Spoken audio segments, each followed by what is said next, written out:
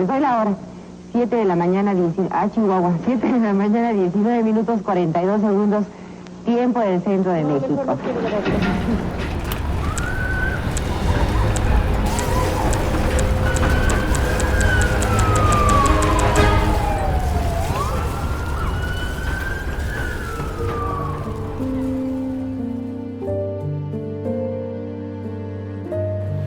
¿Se puede presentar, por favor? Eduardo Reynoso, investigador del Instituto de Ingeniería de la UNAM. ¿Cuántos años tenía cuando estuvo en el sismo del 85? 23. ¿Se encontraba...? 22. Ok, estaba ya terminando la carrera. Estaba terminando la carrera, estaba en el último semestre, de los últimos 2. ¿En dónde estudió? Aquí en la Facultad de Ingeniería. ¿Dónde se encontraba? En mi casa. Ya trabajaba entonces, 7:20, me estaba despertando y estaba en la zona fuerte, en la Campestre Churubusco, que ahí se cayeron edificios. Pero una casa de 2 pisos, increíble cómo se movía, increíble. Y no tuvo ni una grieta, pero se movía muchísimo, muchísimo. ¿Nos puedes dar como un recuento de ese día desde que se despertó, así como fue su día normal hasta que pasó Sí. el suceso? Bueno, me desperté y empezó a temblar. Y les digo, se movía muchísimo. Ya había llegado la empleada doméstica y mi papá, que es ingeniero civil, estaban en el patio, yo los oía. Y ella le decía, se va a caer la casa, señor, se va a caer la casa. Y mi papá decía, no, no se cae, está bien hecha. Perdón, pero sí fue tanto el movimiento que hoy yo no entiendo por qué no se agrietó. Pero efectivamente no se agrietó. Entonces, bueno, pues ya me preparé para, como muchos de mi generación y antes, estábamos acostumbrados a los temblores en la Ciudad de México, ¿no? Entonces, bueno, es un temblor más. Y pues me preparo para ir a trabajar y empezamos hoy en las noticias en el radio que había habido algunos edificios que se habían caído. Entonces hablo a la oficina que estaba en la Condesa, le hablo a mi jefe que ya había llegado, le digo, pues, ¿cómo ves? Dice, no, yo creo que hoy no vengan a trabajar.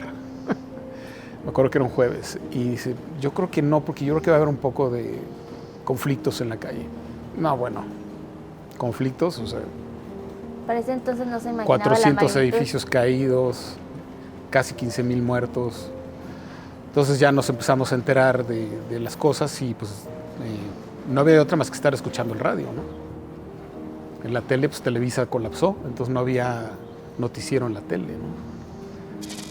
Y también el hecho de que el del 85 fue a las 7:20 de la mañana, también fue una hora, digamos, afortunada, porque la mayoría algunos nos estamos despertando, pero la mayoría está en la calle a esa hora. O sea, está documentado, pues, que es una hora de tránsito, de que estás yendo a la escuela, pero todavía no llegas, estás haciendo el trabajo, pero todavía no llegas. Hubo mucha gente que llegó a sus oficinas y el edificio en el suelo.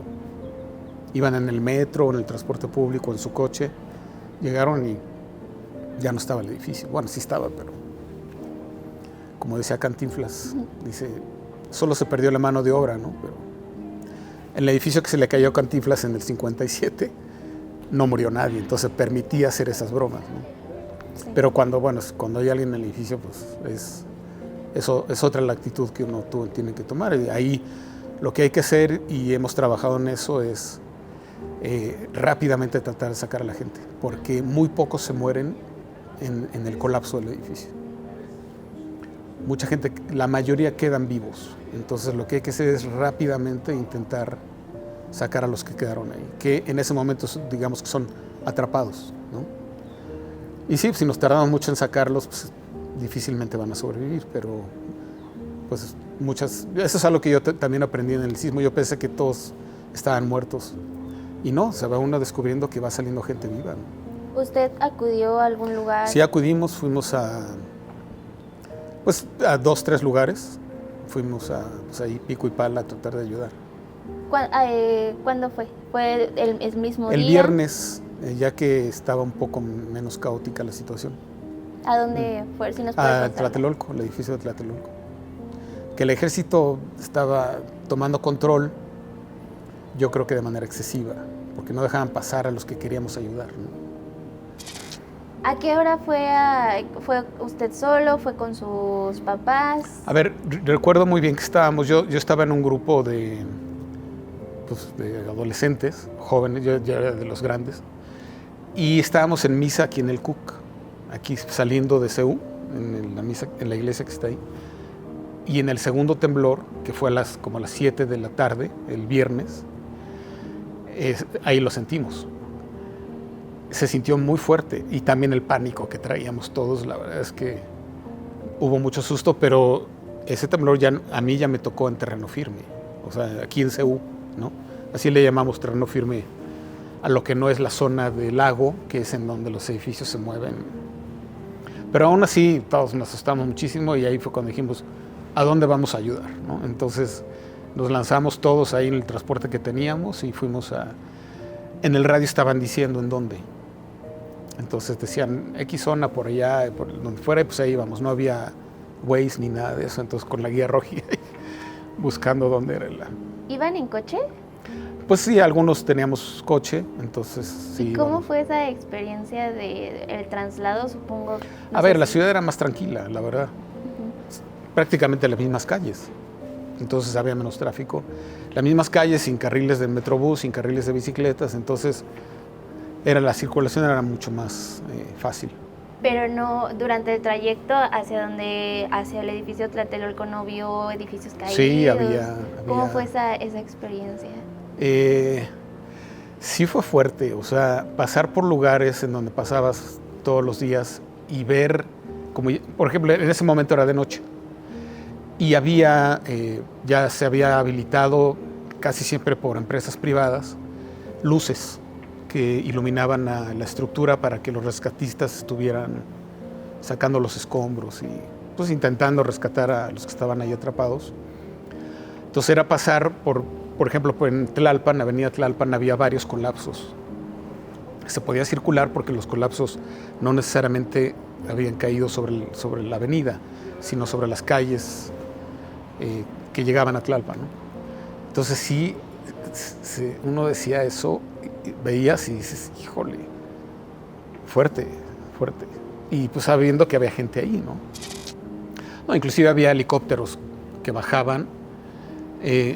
Algunos compañeros lo que hacían era cuantificar el volumen, o sea, se cortaba la losa de un volumen tal que el helicóptero la pudiera levantar y llevársela, porque si la hacías muy grande, pues no. Y pues imagínate el ruido que hacen. Luego quitaron los helicópteros porque provocaban otro tipo de derrumbes. Una de las reflexiones que me acuerdo muy bien es que pues tú veías los edificios caídos y decías, pues esto fue a la naturaleza, ¿no? Y pues tal vez algún error de ingeniería, de arquitectura que hizo. Pero si esto lo hubiera causado una bomba, el odio que le tomarías al que mandó esa bomba, ¿no? O sea, y es lo que pasa ahorita, por ejemplo, en Gaza, ¿no? O sea, no puede ser que haya muertos provocados por otros, ¿no? A esas alturas, pues todavía el gobierno de la ciudad estaba colapsado. El gobierno de la ciudad y el gobierno federal, porque el gobierno de la ciudad lo controlaba el presidente de la República. Hoy es diferente, pero antes era... y pues estaba colapsado, ¿no? No había... salvo el ejército que lo mandaron a cuidar que no hubiera rapiña también, pero también pues controlar que nadie pasara, etcétera, ¿no? ¿Cómo fue como este cambio abrupto de su vida cotidiana, ¿no? De levantarse, ir al trabajo, ir a la escuela, con este cambio que hubo? Porque hubo, supongo que mucho tiempo en el que se normalizaron las cosas. Sí, a ver, había zonas más conflictivas que otras y simplemente esas pues, las tenías que evitar porque no había paso. En CEU, donde yo estaba, las clases de 7 se interrumpieron porque estaba temblando y siguieron, ¿no? Pero hubo escuelas en la zona del lago que los niños, los jóvenes, hubo un CONALEP, pues se murieron porque se cayó el edificio. Entonces en mi vida, digamos, CEU, etcétera, siguió normal, ¿no? Con el qué vamos a hacer de ahora en adelante, etcétera, pues yo sigo en eso. 40 años después, pues decidí que mi carrera iba a ir hacia la ingeniería sísmica. Yo y varios de mi generación, ¿no? A raíz de esto. Sí, somos varios que nos seguimos como investigadores en distintas instituciones dedicados a eso. Sin duda la capacidad de construir bien es muy importante. Y yo creo que en México tenemos una muy buena capacidad de construir bien. Y eso hace que seamos menos vulnerables, que seamos más resilientes. Y las cosas que hemos visto, pues es... Primero aprendimos la lección en el 85. Fue una lección mundial. Nunca nadie se imaginó que en una zona del lago como la que hemos estado construyendo, el movimiento sísmico se iba a amplificar tanto y que va a durar tanto tiempo. Nunca nadie se lo imaginó. Entonces, gracias al Instituto de Ingeniería, que teníamos varios instrumentos, yo no estaba, pero bueno, como instituto teníamos algunos instrumentos, acelerómetros, en la zona del lago, en particular el que estaba en la Secretaría de Comunicaciones y Transportes, en Viaducto y Eje Central. Gracias a que ese aparato registró el movimiento, fue una lección mundial. Si no hubiéramos tenido eso, yo creo que hubiéramos pasado como un país que no sabe hacer edificios, ¿no? Pero entonces la lección fue, ¿por qué no se cayeron todos los edificios de la zona del lago? Por lo que sabíamos como ingeniería era que se debieron de haber caído todos. Entonces, bueno, hubo unas lecciones, ¿no? Resulta que los edificios resisten más de lo que el ingeniero en ese momento pensaba, pero también las fuerzas acá fueron mucho más grandes de lo que nadie se imaginó. Entonces, finalmente construíamos bien, teníamos una buena escuela de ingeniería, ¿no? En México pues, se construyeron presas, puentes, ciudades, hospitales, antes del terremoto del 85, y también en América Latina se construyeron muchas de estas cosas por la ingeniería mexicana. Y en la parte, digamos, social de todo lo que pasa después de cómo pues hay muchas personas que se quedan sin casa, que pierden familiares, ¿cómo vio esto en distintos escenarios y en distintos años? Bueno, pensemos en México, que es donde tengo más experiencia, y sí eso es...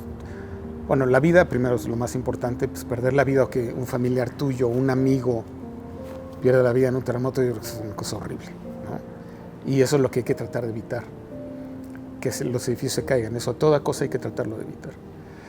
Y luego vienen otro tipo de daños, como pues perdí mi patrimonio, ¿no? O sea, mucha gente, conocidos míos, tenían una hipoteca en un departamento ahí en X lugar. El edificio queda inservible, no se cayó, afortunadamente queda inservible, y la buena noticia es que ya no le debes nada al banco, pero ya no tienes tu propiedad, ¿no? Porque la hipoteca tenía un seguro, pero el seguro era para el banco, no para ti, ¿no? Y eso la gente muchas veces, entre que no lo sabe y entre que dice, bueno, no tengo para pagar otro seguro, pues perdieron su patrimonio. Eso también es algo que debemos evitar, porque se pierde mucho. Después del 85 hubo muchísima gente que se fue de la Ciudad de México. Fue tal el impacto que muchos dijeron, vámonos de aquí. De hecho, hubo un fenómeno urbano muy importante. La ciudad dejó de crecer en el centro y empezó a crecer hacia el sur, hacia esta zona, Insurgentes, etcétera, y hacia Santa Fe. Entonces, en parte, el sismo o en muy buena parte del sismo del 85 tuvo el mérito de haber sacado a la ciudad, una buena parte de la ciudad, fuera de la zona del lago, lo cual es bueno, porque no se va a caer ningún edificio ni en Santa Fe, ni en Insurgentes, ni por acá por un temblor. Tendría que estar muy mal hecho, o tendrían que haber alterado los inquilinos mucho el edificio, que eso es muy común, para hacerlo vulnerable y que se caiga. O sea, lo que hacemos muchas veces como inquilinos es ampliar la cocina, ¿no? O ampliar el cuarto, y quitamos un muro. Pues resulta que eso es gravísimo y nadie se dio cuenta. Y muchas veces esa es la explicación de por qué se cae un edificio. No porque estuviera originalmente mal hecho, sino porque quitaron muros, ¿no? A veces uno, a veces varios. Tenemos varios ejemplos de eso, ¿no? Y en eso estamos con la autoridad viendo que eso no pase, ¿no? Pero pasa muy seguido, es muy común que pase. Después que ocurre el sismo, que no se caiga el edificio. Es la primera labor de la ingeniería, que no se caiga. Pero también de los que viven ahí, que no le quiten muros, no la alteren, ¿no? Y la siguiente es cuidar nuestro patrimonio. El departamento, la casa, asegurarlo. No luego pedirle al gobierno que me pague. No, pues es mi propiedad, ¿no? Yo soy responsable de eso. A pesar de eso, yo estoy insistiendo mucho en que tengamos una ingeniera sísmica forense, porque se cae un edificio y luego no sabemos por qué se cayó.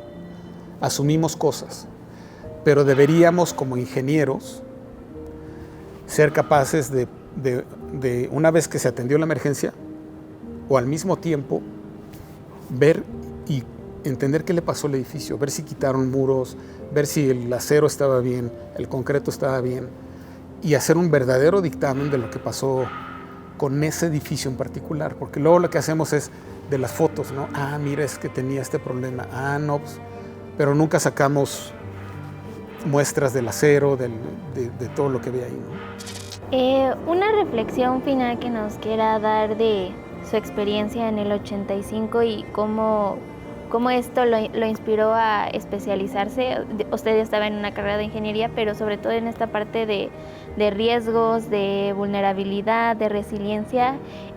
Una reflexión sobre eso, por favor. Sí, yo creo que hay una actitud natural como joven de querer cambiar las cosas, de mejorarlas, ¿no? Yo creo que todos la tenemos, a veces nos queda todavía muchos años después, pero yo creo que en esa edad es natural. Y como ingeniero yo dije, no, pues algo hay que hacer, ¿no?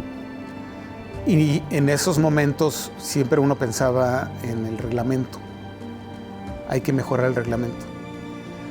Y hoy en día mi reflexión es que el reglamento está muy bien, pero seguimos teniendo problemas. Hay que meterse también en otros ambientes, hay que estar con la autoridad, trabajando conjuntamente con la autoridad, con las personas. Y es un aspecto de muchas facetas y que involucra muchas partes de nuestra actividad, y hay que hacerlo, ¿no? Trabajar con la gente, etcétera. El riesgo sísmico hoy en día, pues, es la prioridad número 35 de cada una de las personas, pero a la hora que tiembla se vuelve la prioridad número 1, y entonces en eso hay que estar, ¿no? Uno se motiva por ciertas cosas y pues puede seguir siendo una motivación años después.